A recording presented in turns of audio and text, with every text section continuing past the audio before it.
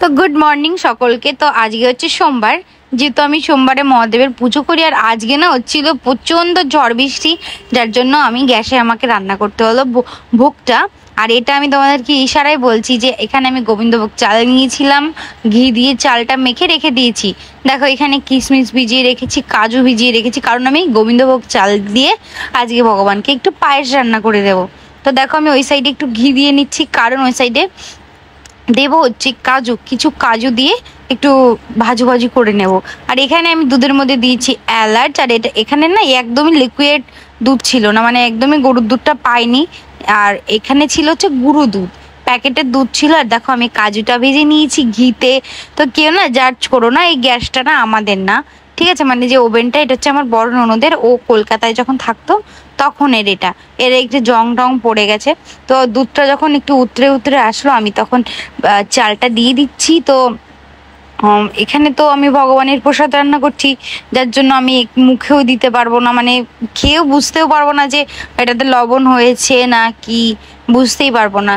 আর এখানে এখানে দেখেছো কাজু তুলে কিশমিশ দিয়ে দিচ্ছি, কিশমিশ গুলো ফুলে ফুলে কত বড় বড় হয়েছে দেখেছো, মানে ছোট ছোট ছিল যেহেতু ফুলে গেছে। এখানে আমি দিচ্ছি লবণ, দেখো এই পরিমাণে লবণ দিচ্ছি, আর কিন্তু আমি লবণ দিইনি, একেবারে আন্দাজে। দেখেছো আমার পায়েসটা হয়ে গেছে। তো কেমন হয়েছে তোমরা একটু অবশ্যই জানিও। আর এখন আমি আরো জিনিস আছে, এখন এই যে চিনি দিয়ে, মানে শিরা টাইপের বলে না, ওই শিরা টাইপের বানাচ্ছি। দেখো দেখেছো পুরো লাল টকটকে হয়ে গেছে। এটা আমি কি করব, এটা আমি ওই পায়েসের মধ্যে ঢেলে দেবো, যাতে একটু কালারের জন্য। যেহেতু কেশর তোমাদের দাদাভাই আনতে ভুলে গেছিল, দেখো আমি পুরোটা দিয়ে দিচ্ছি। আর এগুলো কিন্তু আমার কিছুই আমিষ না, সবই নিরামিষ। এই যে এটা হচ্ছে চা বানানোর ইয়ে, তো আমার ছোট হাঁড়ি নেই বলে আমি ওটাতেই বানিয়েছি। এটাতে চা ছাড়া আর কিছুই বানানো হয় না। তো আমার এখানে এগুলো করা হয়ে গেছে। তাই যে কুচো কুচো করে কটা কাজু বাদাম ভেজেছিলাম, তোমার দাদাভাই কেটে দিয়েছিল কাজু কটা।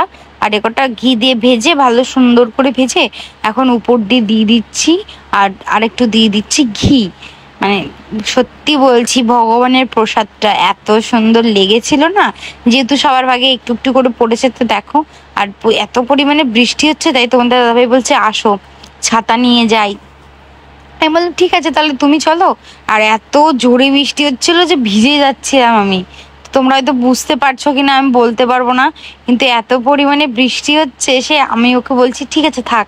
তো আমি এই বৃষ্টিতে ভিজে টিজে নাইটিটা চেঞ্জ করে আর একটা নাইটি পরে চলে এসেছি আমাদের মন্দিরে ঠাকুর করে।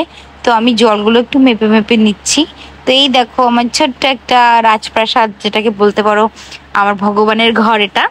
তো দেখো গরিব মানুষ কিছু পারি না করতে, তো ভগবান যেদিনকে আমাকে একটা ঘর বানিয়ে দেবে, আমি সেদিন এত সুন্দর একটা মন্দির বানাবো, শুধু তাকিয়ে তাকিয়ে দেখতে ইচ্ছে করবে। তো আমি এখানে মহাদেবকে একটু তেল লাগিয়ে নিচ্ছিলাম। আমি ঘি দিই না, আমি সর্ষে আর সরিষার তেল দিই, যেহেতু আমাদের বাড়ির একদম পুরো খাঁটি তেল, সেটা আমি ওটাই ইউজ করি। তো আমি না সবার আগে মাথায় আমার একটা নতুন গামছা ছিল, ওটা শোকেসের থেকে বেরো করে মাথায় দিয়ে নিলাম। যেহেতু আমি অন্য দিন শাড়ি পরে পুজো করি, তো আজকে হঠাৎ নাইটি পরলাম, কারণ আমার শাড়িগুলো ভেজা ছিল। তো আমি এখন মহাদেবকে স্নান টান করিয়ে উঠিয়ে আঁচলটা দিয়ে একটু মুছে নিচ্ছি, মানে ওনার ইয়েটা।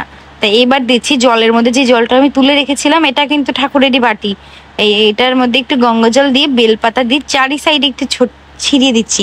তো আমি হালকা করে একটু দিয়ে দিলাম তিল, যেহেতু দুধ দিনই সেদিনকে। আর আমি প্রত্যেকটা থালায় একটু একটু করে প্রসাদ তুলে দিচ্ছি। তোমরা সবাই ভেবো না যে একটু কেন প্রসাদ দিচ্ছি, অনেকটা করে দিয়েছিলাম। আর আমার বাইরে আর একটা ঠাকুর আছে, যেহেতু আমাদের বাড়িতে নিশেন পোতা হয়, তো আমাদের আমার তারকও আছে। তো সেদিনকে না তারককে দিতে পারিনি, এত বিচ্ছিরি বৃষ্টি হচ্ছিল না, মানে তোমাদের কি বলবো, আমি সত্যি ভীষণ কষ্ট পাচ্ছিলাম যে আমি আজকে পুজো করছি আর আজকে এরম বৃষ্টি হচ্ছে। যেদিনকে ওই যে ঝড় হলো না, এটা তার পরের দিনের ঘটনা, ওই রেমাল ঝড় হলো যেদিনকে রবিবারে ঝড় হয়েছে। আর এটা হচ্ছে সোমবারের ভিডিও, তো দিতে একটু লেট হয়ে গেল, কেউ কিছু মনে করো না। এদিকে আমি প্রদীপটা ধরিয়ে নিয়েছি। তো তোমরা সবাই কেমন ভাবে পুজো করো আমাকে একটু বলো, ঠিক আছে? আর দেখো এখানে আমি উলু উলু দিচ্ছি। আর এরকম আমার মা লক্ষ্মী আছে, তারপরে হরিচাঁদ গুজা আছে, মহাদেব আছে, তারপরে ওইদিকে বিশ্বকর্মা আছে। মা লক্ষ্মী বলেছি।